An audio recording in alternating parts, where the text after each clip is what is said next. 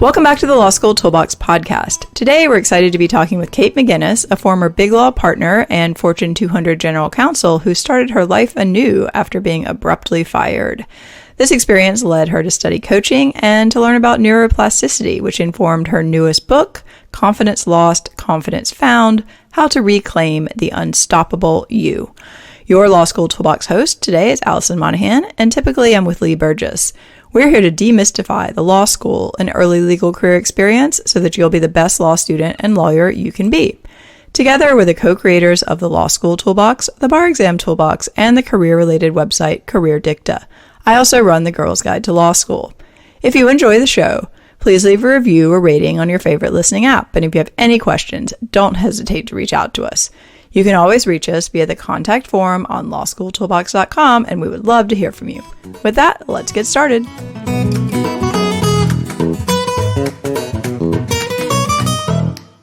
Welcome back to the Law School Toolbox podcast. Today, we're excited to be talking with Kate McGuinness, a former Big Law partner and Fortune 200 general counsel who started her life anew after being abruptly fired. This experience led her to study coaching and to learn about neuroplasticity, which we will talk about. Her newest book is Confidence Lost, Confidence Found: How to Reclaim the Unstoppable You. So welcome, Kate. Thank you. I'm happy to be here. Oh, my pleasure. First off, could you just give us a little bit of background on your career path, which is, quite extensive and very impressive, so that our listeners have some context? Sure. It has been a somewhat long road and a little bit winding also. After I graduated from law school, I joined a big law firm, and 7.5 years later became a partner.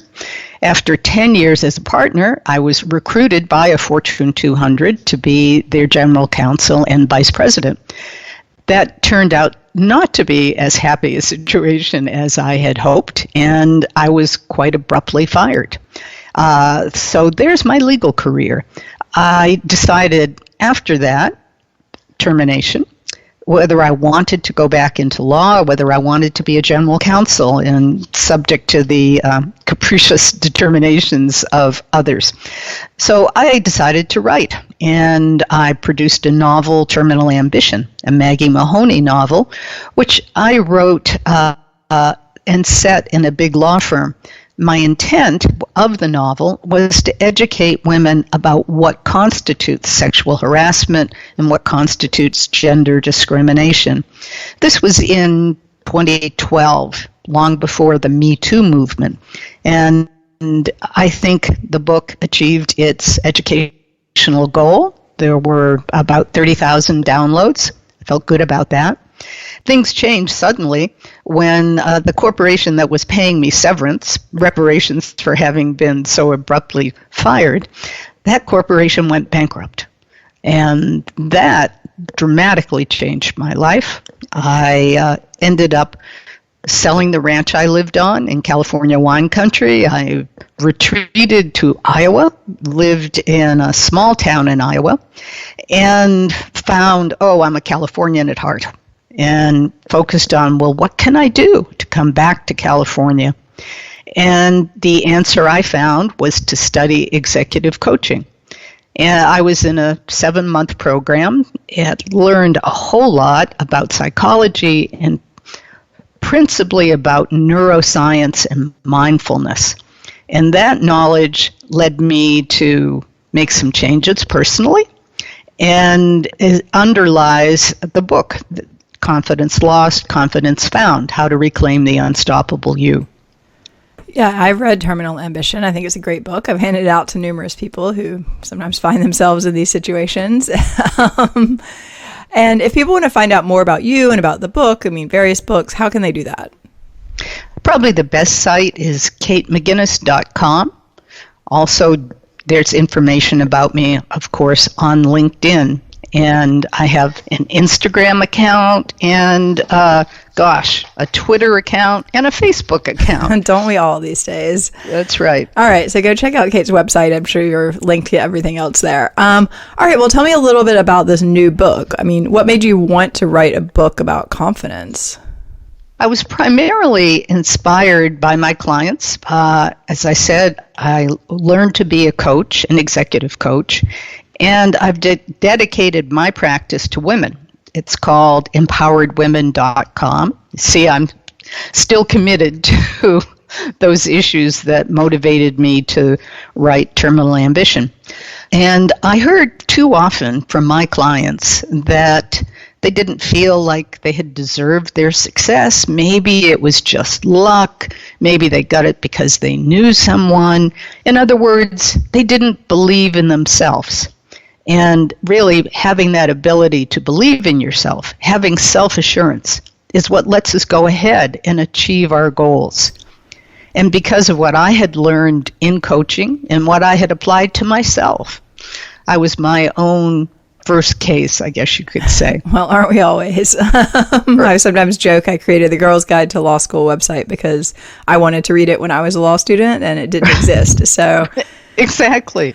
And what do you really mean by confidence? I mean, you kind of alluded to this in your prior answer, but what are we talking about here? Confidence is a sense that you will generally be able to accomplish the goals you set for yourself in life.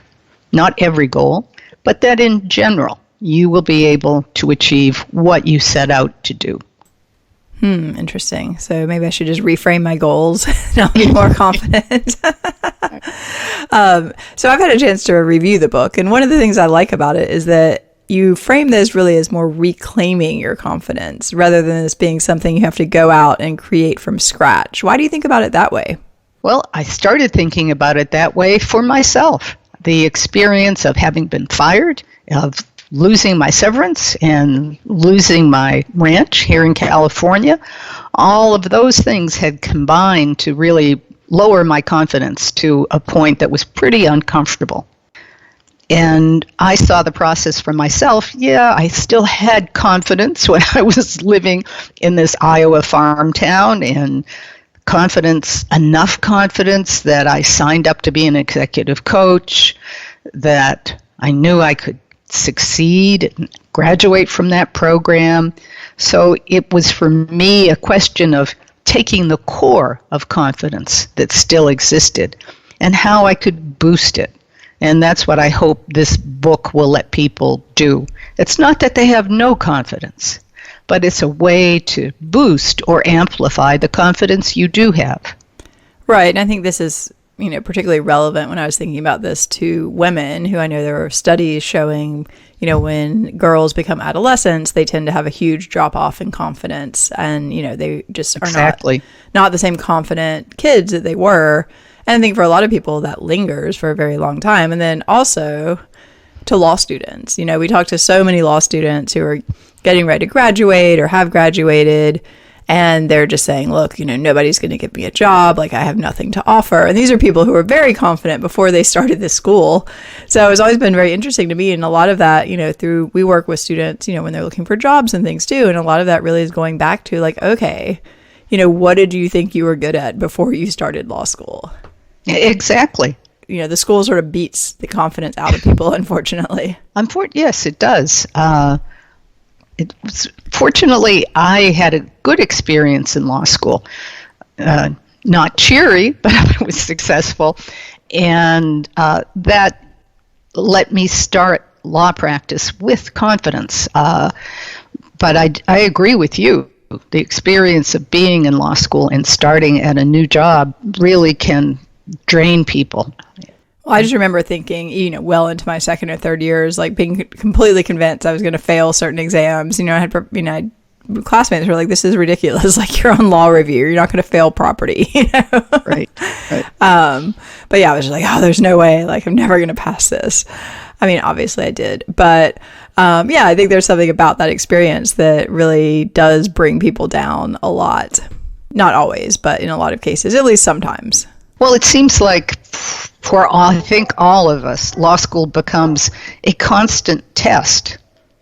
Whether the test is, am I going to put up my hand to answer this question in class, or is it the final? I mean, it's an ongoing test or right. Yeah, I guess they kind of frame it that way. Even it's your boot camp for life or whatever.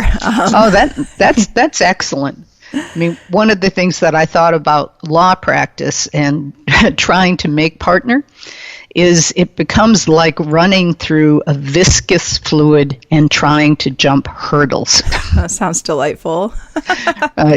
But to some extent, that is law school, and certainly being in a big firm and trying to, get up there and grab that gold ring of being a partner. Right, which is getting harder and harder. So I think, that's even another test. Like, okay, great, you graduated from law school, you're top of your class. Now you're in this firm environment where you're back at the bottom again. So why do you think it's so important for people to feel confident? And what are some signs that maybe people do need to start working on their particular confidence? Well, that's a great question. And I've been struck in writing this book and finding studies where again and again, people who succeed in getting a job are people who convey confidence. That in making a hiring decision, confidence becomes more important than competence. Yeah, unfortunately. Right. We try to structure our hiring process intentionally to make people be competent too. But, it's definitely one of those things like, when you have an interview-based hiring system and nothing else, I think it is so much like, can you sell this? Like, are you a good interviewer? And that's one of the sections I included in my book. I certainly have general theories of how to become confident. What are the specific things you can do to increase your confidence? What are the things you should stop doing that drain your confidence? But then I do have a few chapters toward the end of the book on specific situations that require confidence, such as interviewing for a job, such as giving a speech, receiving a performance review. Now there's one that's really loaded. Right, definitely. No, I think all those chapters are super interesting too, because they're very sort of practical, actionable things that you can do rather than just be confident. It's like, well, what does that mean in the context of I'm going into a performance review and I'm not sure how it's going to go? And that was my goal, to really help people. It was, okay, I've got a performance review. I remember there's a chapter on that in the book. Let me go and pull the book off. Right. I think these are things that everybody needs a strategy for, certainly I've definitely helped friends and family members and things like that prep for their performance review. Like, okay, well, what are we going to do if this happens? What are you going to do if that happens? What are you going to say if this happens? What are you trying to put out there? All these kind of things. It's not like you just have to kind of go in and you're going into like the paper shredder, which is sometimes how I think people think about it. Right. Well, it's a challenging situation. So my goal was to try and make that easier. No, I think you succeeded for sure. Well, talk to me a little bit about the science behind this, because we mentioned this in the intro. Can we really transform our brains and our thinking? And that's one of the things that I absolutely love. I was very excited as I studied psychology as part of my coach's training to find out about neuroplasticity. Yes, we can change our brain at any age. And the way that happens is, to put it in very simple terms, neurons that fire together wire together. So if you can begin to associate a task with a sensation. So if you have the experience of being confident, sometimes it can be as simple as being able to clear the shredder, the paper jam out of your printer, or opening a bottle of champagne. You have that experience. That's a confident state. And if you can have that confident state again and again, your brain will begin to wire in the sensation of being confident. That's so interesting. It sounds a little bit like a book we read and talked about on a podcast previously, I think this year, by someone called Dan Siegel, which is Mindsight. And he really is talking, I think he's a doctor, and he's talking about, how our brains process information and emotion and all these things. And it's super interesting. When I discovered neuroscience, I thought, I should change my career. But I think it's right. a little bit late for that. But I certainly enjoy the things that I'm able to read in that field. Well, I guess you can always apply that, to the legal practice and help help some, lawyers be happier, more effective people, possibly your next career. Yeah. And so using this idea, I mean, what are some of the ways that people are presumably, I guess, unintentionally reducing their confidence by doing things that, maybe are training their brain in these negative patterns? Oh, that's a very good way of putting it, because we can actually create almost like furrows in our brain that reinforce negative emotions. So, for example, if every time you look in the mirror and you look at yourself and you say, "Oh God, I'm so fat," if you say that every time you look in the mirror, well, you've created a neural pathway. Or if you get an assignment and you say, "Oh my God, I'm never going to be able to do this. I screwed up the last assignment I got from this partner." Again, you have created a real negative groove in there. Yeah, some of this sounds almost like what, at least my understanding is, people are doing with cognitive behavioral therapy of, kind of reframing. And it sounds like, I'll admit, the first time I heard about this, I was like, oh, that doesn't sound like that would work. But then I've sometimes tried some of these techniques and I find they really are effective. Yeah, and I mean, it is amazing. And it's a delight, actually, when I see it work with my clients, to see people be able to change how they approach challenges. Challenges become opportunities instead of threats. Right. No, I definitely think, having run a business for a while now, there's always this moment every time we take on a new project where first, I think Seth Godin talks about this at some point, the dip, in the beginning, you're all excited. You're like, yay, this is going to be so great. It's going to be really easy. And then you get to that part where you're like, oh, wow, this is really not easy. But now, we kind of recognize that as part of the process and just push through the dip. I think he has a whole book on this, but, there is that. It's really like, this is what's happening, but then there's also how we're perceiving it and the story that we're telling ourselves about it. And I think that's such an important shift for people, to really understand that whatever story you're telling, I don't want to say it's a self-fulfilling prophecy, but often it kind of is. Oh, that's a wonderful point. I think there are a couple of places in my book where I talk about, look at your story. Sit down, and maybe it's just 2 or 3 sentences, maybe it's 2 or 3 pages, and talk about the story of your life. But it's so important as you do that to not have it be a narrative of victimhood. Right, like I'm a failure, all these things happen to me, I'll never get over them. It's like, okay, that's probably not helpful. Like I've told that story myself for, and I'm like, okay, I recognize this is probably not a helpful narrative. Right. I mean, in my case, for example, here I was partner, general counsel. Oh boy, whoopee, aren't I special? Get fired. Oh, get a severance. That's pretty good. I live on a nice ranch. I write a book. Well, that's still pretty good. And then wham. Yeah, you definitely got hit by some challenging situations. But when I think of that as my narrative, then it's perhaps a narrative of victimhood. But when I look at it as a whole, and I can tell you quite honestly, Allison, the thing that I learned the most from in my life was being fired. Interesting. So that is my personal reframing, and that's something I think as people are struggling, it might be worthwhile for them to take some time and think about what their own narrative is. Right, and I think so many times as lawyers and even law students, we are motivated in some ways by these external factors of like, oh, I've achieved this goal, or I've achieved this position, I'm a partner, I'm a general counsel, yay! And then, when that's taken away, I think you have to sort of evaluate more like, well, who am I now? What am I really about? And I think at least my experience of, leaving big law and whatever became much more of like an internal journey of like, oh, okay, that's not me anymore. So what am I now? And, I think that's an interesting sort of progression to have to go through.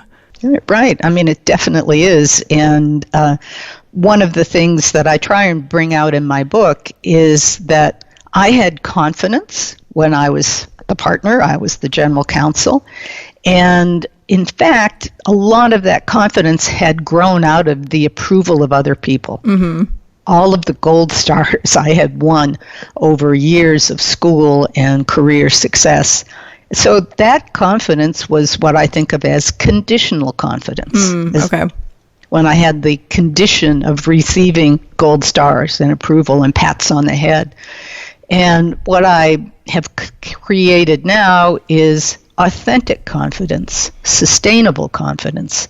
And that's what I would hope for my coaching clients and for people who read the book.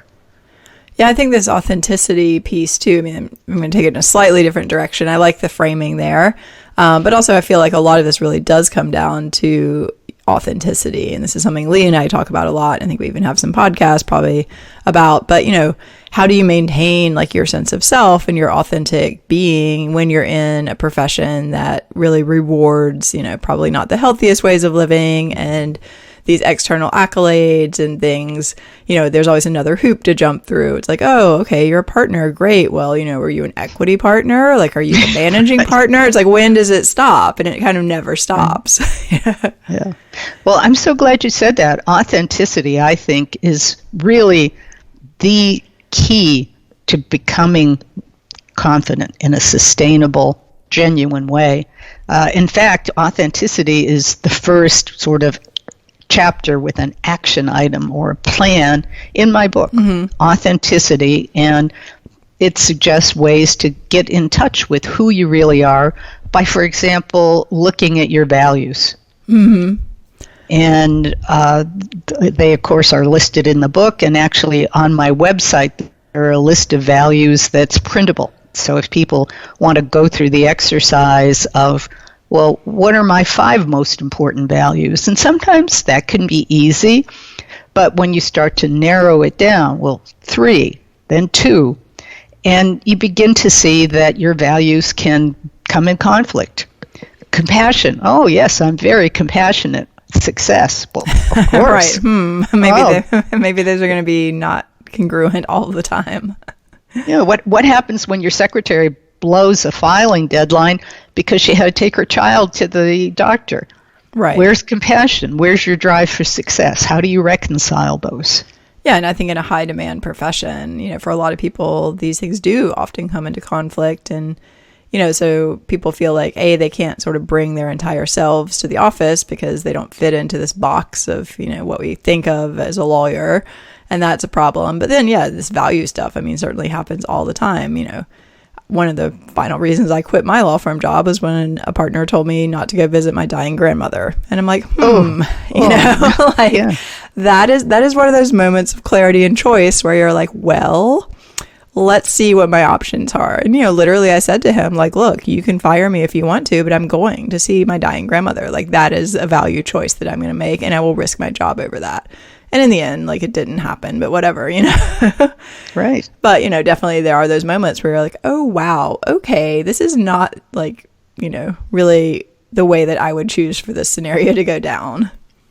Well, I think being a lawyer in big law especially can be an ongoing test of what are your values. Right, and your limits. your limits. It is very difficult. I think you made a great decision to leave. Well, for me, I just realized like no amount of money is worth what this is doing to my life, and other people make a different decision, and that's totally fine. But I think getting clear about, what decision you're making is really the key. So you recognize like, okay, I might be giving up X, Y, and Z, but I'm getting A, B, and C. Like, I'm okay with that. But if you don't examine that ever, then I think that's when people get really miserable, because then you have kind of all of this unexpressed angst, but you're like, no, I have this high-powered job. I get paid a lot. I should be happy. Right. I think I'm imagining you probably have seen clients like that in your coaching. Oh my gosh. Yeah, I really do. People, because I focus on women, I do hear a lot of clients who are struggling with time with their family. But oh gosh, I'm on the partnership track. That's a real challenge. Yeah, for sure. All right, well, let's shift gears a little bit because we're getting a bit low on time, and I want to talk about this particular topic. Let's talk about perfectionism. So you have a whole chapter on this, and it is a real challenge, I think, for many law students, many lawyers. What tips do you have for people who are really struggling with their tendency towards being perfectionist? Well, I think the first thing is to become aware that you are a perfectionist and what it is you're doing. So for example, I find I get some bodily cues about that. I find that my neck might tighten, my jaw might tighten, and I actually, when I'm really in perfection overdrive, kind of feel it in my chest, and you can look for bodily cues.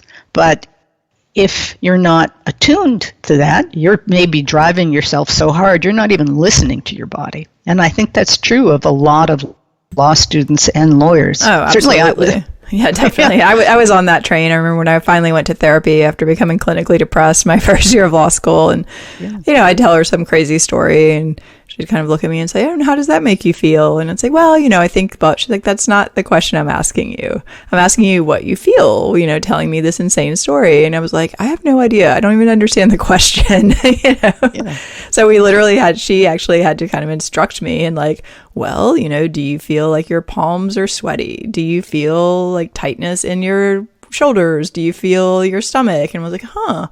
That's interesting." She's like, "Yeah, that feeling is anger," or whatever it was. And I was just like, "Oh, wow. Yeah, I never," and like Dan Siegel talks about this too. It's like a sign of basically, essentially bad parenting in childhood. But, there's a lot of stuff out there on this, but I think it is something that, people who are perfectionists tend to end up in these type of professions and then are, increasingly disconnected from the signals that they're being sent.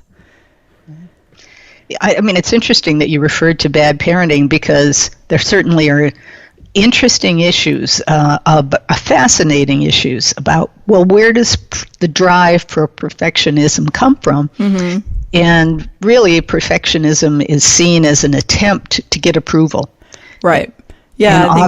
It's approval from our parents. Yeah, I think it's Brene Brown who really was like transformative for me personally on this point, because she talks a lot about perfectionism basically being like a fear of being vulnerable and all these kind of things, but then like vulnerability is what leads to connection. And so she has this whole theory around this that I think for me was really eye-opening. I'm like, oh, so it's not just like I'm trying to be perfect because I want this project to be perfect. There's all this other stuff going on.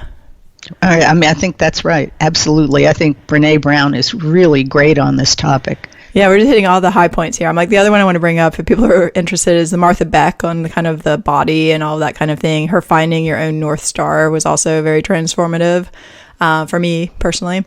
So I think there's so much interesting stuff out there about all these topics. And you asked how you can tell if you're a perfectionist. And we talked about the bodily signs, and I think that's really important.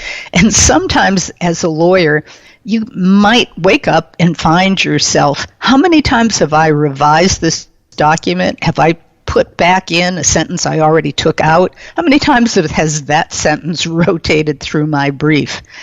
Those kind of things really, if you're a little bit aware, may key you off that, yeah, I'm a perfectionist. Right, and sometimes people hear that and they think, well, of course I'm a perfectionist. I want to be perfect, but that's not really what we're talking about here. It's more like, are you spinning your wheels in a way that is not producing results, really? I think perfectionism can become an addiction. And you talk about spinning your wheels. The single instance that I most recollect was I had an associate, mid-level associate, good associate, go through a 100-page document to make sure at the end of each sentence there was only one period. Okay, I will admit that is my own personal peeve. So I'm also like, you could use find and replace on that. But right. I mean, I think it's a hard line because for me, like, I want there to be one period, and like I go nuts on our website or whatever. If people, not nuts, I try to, can train it, but I do make them change it. And so I think, we want to have high standards, but at the same time, I realize I can't hold up an entire project and I can't review every single blog post for double spaces, even though I would prefer they not be there. Like, that's just not practical. Well, and at some point, you also should look at the value of perfectionism. Right. Is this really changing What does this add to the project? Yeah. And if you look at that in the context of practicing law, well, what was the value of her task with the periods? Well, it was I had to discount that time. I couldn't charge the client for the time. $300 an hour to like, see if there's double spacing after a period. Yeah, they would probably not be happy about that. No. Yeah, but I mean, that is one of those things that I notice because I have a design background too, and I just see these things and it does actually drive me insane. But I've also learned to recognize that it's not something I should be spending that much time on. Yeah. But I mean, I would suggest that to people who think of themselves as perfectionist, and how can I stop, is if they can think about what's the cost of what I'm doing and what's the value. You know, Right. does my son really have to have a birthday cake that looks like a Trier engine? Should I spend my time doing that, or should I spend my time talking to him, reading to him? Or can I outsource that project to somebody who actually Exactly. wants to do it? Right. Yeah, no, I think it's about choosing your battles for sure. I mean, unfortunately, the double space after the period is kind of a hill I'm willing to die on, but not every day. All right. Well, okay. I'm sorry I picked up such a sensitive topic. No, it is one of those ones. But again, like I recognize that like that is triggering for me. And I'm like, okay, you were being crazy about this. You need to just, ask someone to revise this document with the find and replace and then move on with your life and assume that they'll do it. Well, unfortunately, we're about out of time, but I'm just curious, what have you mentioned earlier that you kind of wrote this book arising out of the things you were learning, but to what extent have you applied these to your own life? I mean, are you feeling more confident these days? Oh, wow. I definitely am. Having lived in this strange town in Iowa and then coming back to California after a 5-year absence, for example, making new friends, that requires confidence. And sometimes if you don't have confidence, being in social situations, new social situations, can be something you want to avoid. So I've found that as my confidence has grown, that I become much more comfortable with those sorts of situations. And just a quick example of how am I using the tools that are in the book. I recently recorded an audio version of Confidence Lost, Confidence Found. And the first hour was a little rocky. And I felt uncomfortable with that. And then I remembered the power of the word yet, which is featured in the book under growth mindset. So I remembered, okay, this hour is a little rocky. It's because I haven't learned to do this yet. And once I told myself that, it let me go forward with confidence. It meant, oh yes, I will learn how to do it. I haven't done it yet. No, I think that's such a great way of framing it. People sometimes think like, I didn't do so well in this first semester exam, so I'm just bad at law school. And it's like, well, no, you just haven't learned these skills that you need yet. You can learn them. Yeah, if you want to get a tattoo of yet and put that on your wrist. I love it. No, it's a really great way of framing it, I think, because it just does make you think like, what are those steps I need to do? Or just even time and practice and, repetition is going to make this easier. All right, Kate, well, thank you so much for joining us. Any final thoughts you'd like to share with people on this topic? Well, I would encourage people to think about the power of yet, to really believe in themselves. They can achieve the goals that they set out for themselves. All right, great. I think that's a great point to end on. And let's just remind people, how can they connect with you and get the book if they're interested? KateMcGuinness.com is a good source, and the book, you can buy the book on Amazon or you can buy it in independent bookstores. And there also is an audiobook. So I encourage you to pick your favorite medium. Nice. Well, I've taken a look at the book. I think it's fantastic. It really does summarize a lot of the science in a very approachable way, and it's very actionable. So I think people will enjoy it and find it useful. Well, thank you so much for joining us, Kate. Oh, thank you. I very much enjoyed it. My pleasure. If you enjoyed this episode of the Law School Toolbox podcast, please take a second to leave a review or rating on your favorite listening app. We would really appreciate it. And be sure to subscribe so you don't miss anything. If you have any questions or comments, please don't hesitate to reach out to Lee or Allison at lee@lawschooltoolbox.com or allison@lawschooltoolbox.com, or you can always contact us via our website contact form at lawschooltoolbox.com. Thanks for listening, and we'll talk soon.